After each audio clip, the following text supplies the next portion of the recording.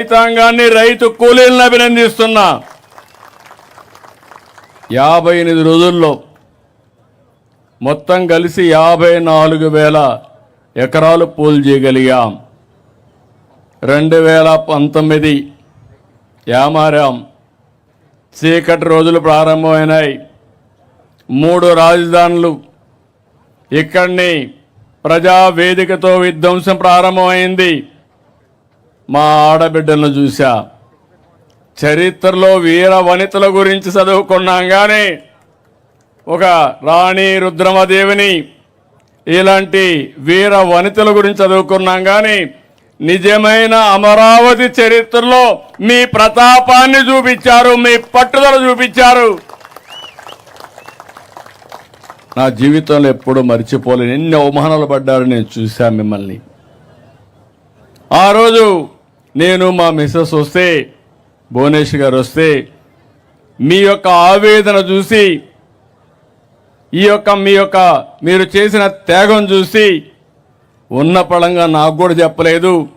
2 గాజులుంటే తీసి మీ ఉద్యమానికి సంఘీభావంగా ఇచ్చారు.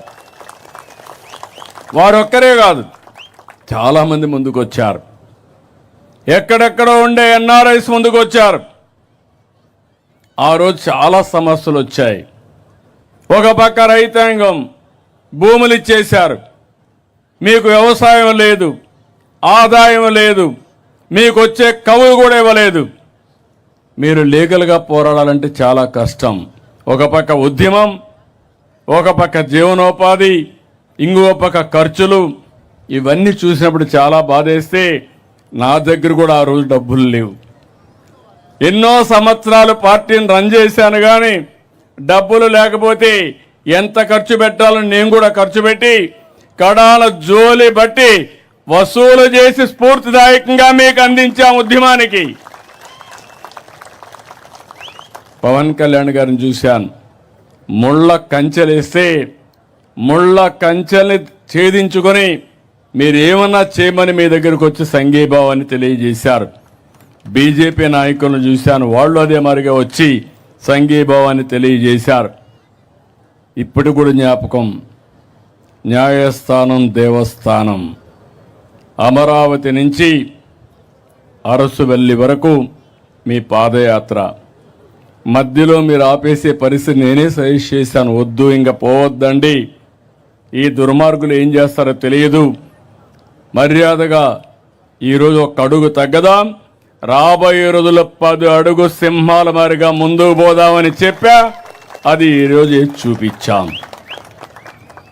అయితే 1631 రోజులు నేను ఒకటే చెప్తున్నా, చరిత్ర పుటలో మీ చరిత్ర కూడా ఉండాలి, మీ త్యాగాలు కూడా ఉండాలి. ల్యాండ్ పూలింగ్ ఇవ్వడం ప్రపంచంలోనే ఎక్కడా లేని స్ఫూర్తి. అలాంటి రాజధాని రాలేనప్పుడు వీరోచితంగా పోరాడి సాధించుకున్న స్ఫూర్తి ఒక్క అమరావతి చరిత్రకే ఉంటుంది. దీంట్లో అనుమానం లేదు. 3 ముక్కలాట చూసిన తర్వాత 2024 ఏకపక్షంగా ఎన్నికలు జరిగాయి. 94% స్ట్రైక్ రేట్ వచ్చింది. గెలిపించిన తర్వాత బాధ్యత పెరిగింది. మళ్ళీ మొదటికొచ్చాం. ఆ రోజు మీరు చూస్తే మొట్టమొదటిసారిగా హైదరాబాద్ను అభివృద్ధి చేయాలని నేను అమెరికాకు పోయి ఐటీ కంపెనీలు తెచ్చాను. ఈసారి ముఖ్యమంత్రి అయిన తర్వాత 14లో నేరుగా సింగపూర్కి వెళ్ళి సింగపూర్ లాంటి సిటీని నిర్మాణం చేయాలి, మీరు నాకు సహాయం చేయమంటే మాస్టర్ ప్లాన్ తయారు చేసి ఇచ్చారు. మంచి ప్లాన్ తయారు చేసి ఇచ్చారు. వాస్తు బ్రహ్మాండంగా ఉంది. ఎవ్వడు ఏమీ చెయ్యలేడు, 1 ఇంచి కదలపలేరు. సుజావుగా జరుగుతుంది. ఇప్పుడు హామీ ఇస్తున్నా, ఇది ప్రపంచంలోనే ది బెస్ట్ సిటీగా తయారు చేసి జాతికి అంకితం చేస్తాం. ఇది ఒక ప్రపంచ రాజధాని అమరావతి, ఒక ఆదర్శ రాజధాని అమరావతి. తెలుగు జాతికి గుండె అమరావతి, జాతి గౌరవం అమరావతి. అందుకని మళ్ళీ ప్రధానమంత్రి గారు 2 సార్లు రావడం ఎప్పుడూ చూడరనుకుంటాను. అది కూడా ఒక చరిత్ర. మొదటిసారి ఫౌండేషన్ వేశారు, మళ్ళీ పనులు ప్రారంభించడానికి 2వసారి వచ్చారు. తొందరలోనే 3వసారి వస్తారు. ఏవైతే ప్రారంభించిన పనులు పూర్తి చేసి జాతికి అంకితం చేయడానికి తొందరలోనే వస్తారని చెప్పి కూడా నేను మీకు తెలియజేస్తున్నా. ఇప్పటికి కూడా వైఎస్ఆర్ కాంగ్రెస్ పార్టీకి బుద్ధి రాలా, జ్ఞానోదయం